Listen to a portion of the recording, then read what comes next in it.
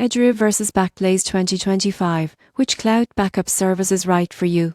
IDrive and Backblaze are two of the most popular cloud backup services in 2025, but which one should you choose? IDrive offers multi-device backup, including PCs, Macs, and mobile devices, with encryption and versioning. Most people get this wrong. They assume IDrive is just like traditional cloud storage, but it keeps multiple file versions for easy recovery. You won't believe what happens next. It also supports disk image backups, which can be a lifesaver if your system crashes. Backblaze, on the other hand, focuses on simplicity and unlimited backup for a single device. It's easy to set up, runs in the background, and automatically backs up everything. Unlike IDrive, Backblaze doesn't require configuration for individual folders, making it ideal for users who want set it and forget it protection. Pricing differs. IDrive charges per storage quota but covers multiple devices, while Backblaze is subscription-based for unlimited backup per device. Security-wise, both offer encryption,